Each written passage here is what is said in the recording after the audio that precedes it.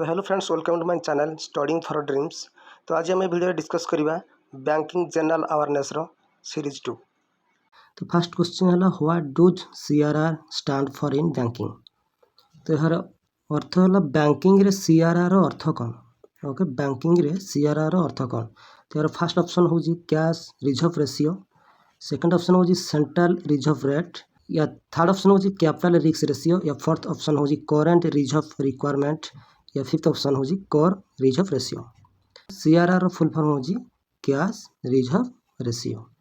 तो cash reserve ratio actually कौन अटे ना, जो बैंक गुड़िक जपरिक एसबीआई, बीओआई, कानारा आदि कमर्शियल बैंक गुड़िक निजर टोटाल डिपोजिट्र किछि परसेंट से माने आरबीआई निकट में रिजर्व रखि थांती, सेटा पुणी ओनली कैश फॉर्म रे। तो ताहाकु आमे सीआरआर बा कैश रिजर्व रेशियो कही था। यार सठिक उत्तर हेबो option A cash reserve ratio. Okay, तो चलते एबे देखिबा question number 2। What is the current function of the SLR. SLR वर्तमान कार्य कौन।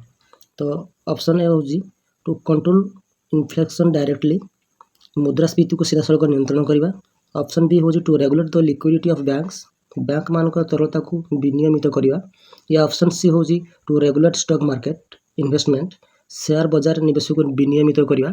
या ऑप्शन डी होजी to set currency exchange rates, मुद्रा विनिमय दर निर्णय करवा। या ऑप्शन ई होजी टू इश्यू न्यू करेंसी, नुआ मुद्रा जारी करवा।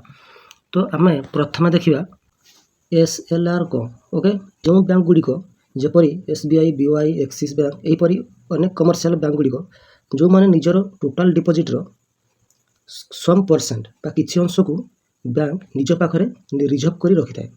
तो ये रिजर्व करी रखिबा को एसएलआर कहा जाए। किंतु सीआरआर होजी एतार ठीक अपोजिट। सीआरआर कोन होइते ना, बैंक निजर टोटाल डिपोजिट रो किछि अंश आरबीआई को रिजर्व भाबरे रखिबा को देइथाए। किंतु एसएलआर कोन होय ना, बैंक निजर टोटाल डिपोजिट रो किछि अंश निज पाखरे रिजर्व करी रखिथाए, ताको हमें एसएलआर कहिथाउ। जेपरि सीआरआर रे बैंक टोटाल डिपोजिट रो 4% आरबीआई को रिजर्व भाव में रखा देता है, से भाई एसएलआर टोटाल डिपोजिट 18% निज पाखे रिजर्व करके रखी थाए, ताकू आम एसएलआर कही था। एवं ये एसएलआर पैसा को बैंक कौन कस्टमर को लोन दे पार ना, ना आरबीआई से बैंक को पेनाल्टी लागू कर दे पार। तेणुक बैंक या केवल निज पाखे रिजर्व करके ही रखी थाए, जहाँ को आम कही था एसएलआर। तार फुल फॉर्म हूँ स्टैट्यूटरी लिक्विडिटी रेशियो। ओके, सठिक आंसर कौन आसिबो ना, यार सठिक आंसर आसिबो option B to regulate the liquidity of banks, बा बैंक मानकर तरलता को विनियमित करवा। ओके, क्वेश्चन नंबर 3 हूँ which rate is used by RBI to lend money to commercial banks. यार माने हूँ वाणिज्यिक बैंक गुड़ी को ऋण देवाई आरबीआई क्यों दर व्यवहार करे। तो यार ऑप्शन हूँ ए रे रिवर्स रेपो रेट, बी रे बैंक रेट, सी रे रेपो रेट, ओ डी रे एसएलआर, ओ ई रे ओएमओ। तो यार सठिक आंसर हम option C repo rate. Repo rate अनुसार आरबीआई कमर्शियल बैंक मानक लोन दे थाए। ओ एबे रेपो रेट केते चलुची ना, एबे रेपो रेट 6% चलुची। तो यही रेपो रेट शॉर्ट टर्म पाई होई थाए। ओ शॉर्ट टर्म रे जेतेबेले आरबीआई कमर्शियल बैंक मानक लोन दे थाए, ताहाकू रेपो रेट कहा जाए। ओ यही रेपो रेट रो अवधि होउची 28 दिन। तो यार सठिक आंसर हम option C repo rate. Okay, question number 4 होउची the bank rate is which option. तो एठारे आमे जानिबा प्रथमे बैंक रेट कौन। तो बैंक रेट होउची एक प्रकार पेनल रेट बा पेनाल्टी रेट बोली कहा जाई थाए, जहा कि आरबीआई द्वारा चार्ज होई थाए। ताहले पेनाल्टी रेट बा पेनल रेट कौन आसतु टिके डिटेल रे जानिबा। तो मनकर एसबीआई मनकर आरबीआई ठारू बा रिजर्व बैंक इंडिया ठारू रेपो रेट रे एक लोन नेला, जहाँ को आम शॉर्ट टर्म कही था, जार परसेंटेज होउची बा जार रेपो रेट होउची 6%। ओके, जदि कौन सी बैंक आरबीआई ठारू रेपो रेट बा शॉर्ट टर्म रे कौन सी लोन नहीं थाए, ताकू से 28 दिन भितर रिटर्न करने को तार ड्यूरेशन थाए। 0 ରୁ 28 डे तार ड्यूरेशन थाए। से 28 दिन भितर से आरबीआई को तार लोन अमाउंट रिटर्न करिवो। किंतु जदि बैंक आरबीआई को 28 दिन भितर रिटर्न न करि पारिला ताहले आरबीआई सेही बैंक ऊपर पेनाल्टी लगाई थाए, जहाँ को आमे बैंक रेट कही थाउ। तो एठारे हमर क्वेश्चन होजी कोन, the bank rate is which option ना एठारे हमर आंसर आसीबो ऑप्शन बी आंसर आसीबो a penal rate charged by RBI बा जहाँ को जाय आरबीआई द्वारा लगा जाइथा दंडात्मक दर। यार सठिक आंसर होजी ऑप्शन बी।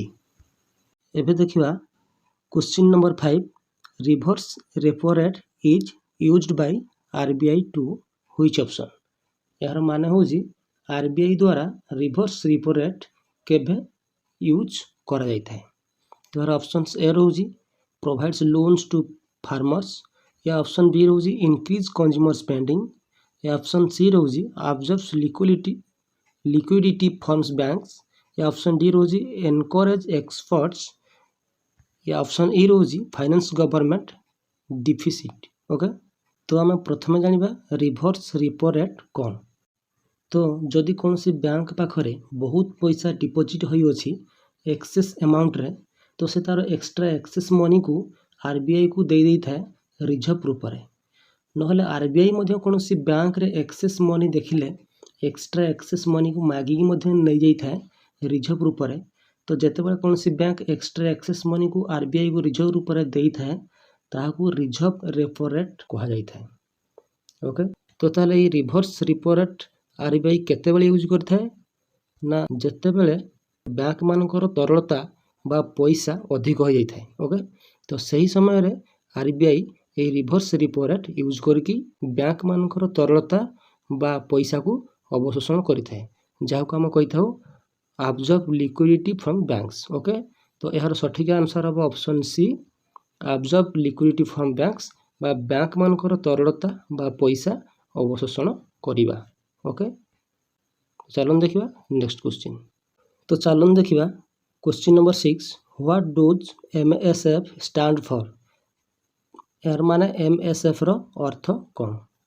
तो एमएसएफ कौन ना कौन सी कमर्शियल बैंक जेतेबेले निजर टोटाल डिपोजिट रो 1% पर्यंत आरबीआई ठारू लोन नहीं थाए। तो ये एमएसएफ रो फुल फॉर्म कौन ना marginal standing facility.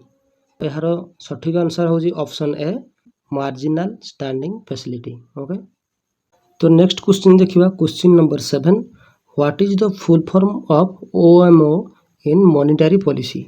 Monetary policy रे ओएमओ रो पूर्ण रूप कौन। Option A open market operation, option B other market operation, option C operational monetary order, या option D official market offer. तो यार फुल फॉर्म बाहर अर्थ होजी ओपन मार्केट ऑपरेशन। ऑप्शन ए हो जाए करेक्ट आंसर। तो एबे चलूँ जानिबा ओपन मार्केट ऑपरेशन कौन अटे हैला। तो ओपन मार्केट ऑपरेशन आरबीआई द्वारा जी सेक बा गवर्नमेंट सिक्यूरिटी को परचेस बा सेल्स बा किना बिका करिया पई उद्दिष्ट थाए। तो गवर्नमेंट सिक्यूरिटी कौन ना यह एक प्रकार बॉन्ड्स अटे जहाँ सरकार जारी करथाए आरबीआई को देइथाए कि तमे एतिकी टंका लोन दियो ता बदले रे आमे तुमको एतिकी टंका इंटरेस्ट देबू। तो से डॉक्यूमेंट्स बा बॉन्ड को गवर्नमेंट सिक्यूरिटी कहा जाई थाए। और यही गवर्नमेंट सिक्यूरिटी को आरबीआई ओएमओ बा ओपन मार्केट ऑपरेशन द्वारा बैंक मान को बिक्री करथाए और किनी थाए। यह को आमे ओपन मार्केट ऑपरेशन बा ओएमओ मॉनेटरी पॉलिसी आमे कहिताउ। तो यार सठिक आंसर आसीबो option A open market operation. Question number 8 रहउजी CRR is maintained by banks. Okay, CRR bank द्वारा रखित हुए व्हिच ऑप्शन एटा को ऑप्शन टा आसीबो ना ऑप्शन ए होजी आरबीआई सहित, ना ऑप्शन बी होजी सेमान को तिजोरी रे, ना ऑप्शन सी होजी अन्य बैंक मान को सहित, ना ऑप्शन डी होजी एसईबीआई सहित, या ऑप्शन ई होजी अर्थ मंत्रालय सहित। तो हम आगरू पढ़ीछे एसएलआर सब बेले बैंक पाखरे रिजर्व होगी रही थाए सेटा केते परसेंट ना 18%। किंतु सीआरआर कहा पाखरे रिजर्व होगी रुहे ना सी आरबीआई बा रिजर्व बैंक ऑफ इंडिया पाखरे रिजर्व होगी रुहे केते परसेंट ना सीआरआर 4% सब बेले आरबीआई पाखरे रिजर्व होगी रुहे। तो एठार सठिक आंसर कौन आसीबो CRR is maintain by banks which option. एठार ऑप्शन आसीबो ए विथ आरबीआई, आरबीआई सहित एठार आसीबो सठिक ऑप्शन। नेक्स्ट देखिबा question number 9, which of the following affects the money supply directly. निम्नलिखित मध्यरु केउंटी धन आपूर्ति को सीधासलख भाव प्रभावित करे बा मनी सप्लाई को किए डायरेक्ट अफेक्ट्स करते। तो यार ऑप्शन ए अछि एसएलआर, ऑप्शन बी रोजी रेपो रेट, या ऑप्शन सी रोजी बैंक रेट, या ऑप्शन डी रोजी सीआरआर। तो एठी मध्यरु सठिक आंसर आसीबो एसएलआर ऑप्शन ए।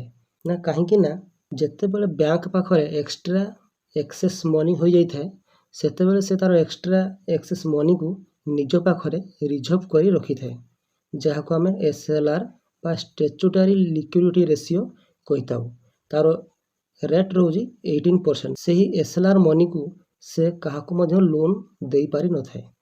जदि से तार एसएलआर मनी को तार कोनसी कस्टमर को लोन दिए तो ताहले रिजर्व बैंक बा आरबीआई ताकू पेनाल्टी लगैबो। तेणु करी एहा डायरेक्ट मनी सप्लाई ऊपर अफेक्ट पकाई थाए। ओके, तेणु करी एहार सठिक आंसर आसीबो एसएलआर बा statutory liquidity ratio.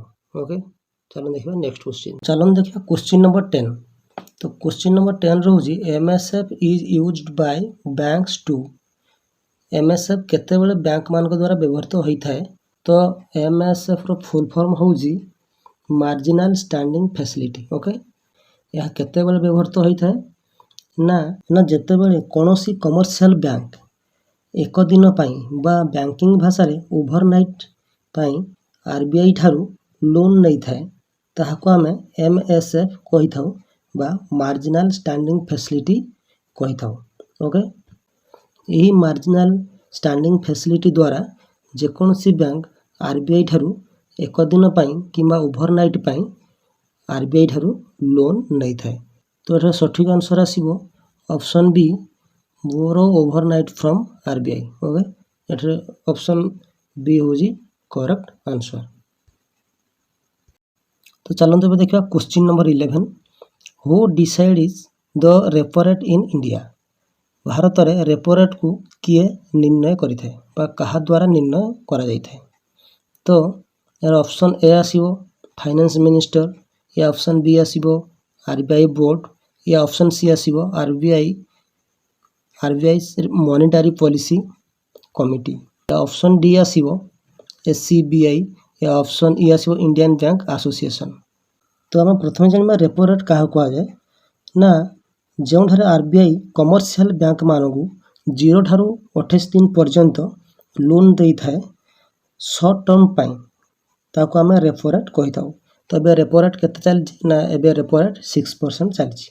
Repo rate को डिसाइड करिथे आरबीआई रो मॉनेटरी पॉलिसी कमिटी। तो यार तेणु कर यार सठिक आंसर हम option C RBI monetary policy committee यहाँ को निर्णय करिथे। तो क्वेश्चन 11 सहित यही सेशन को ये आम एंड करूँ। तो नेक्स्ट सेशन रे आम क्वेश्चन 12 ठारू क्वेश्चन 24 पर्यंत क्वेश्चन को आम डिस्कस करवा। तो जदि आपको ये वीडियो भल लगी प्लीज या लाइक शेयर और सब्सक्राइब करूँ। धन्यवाद।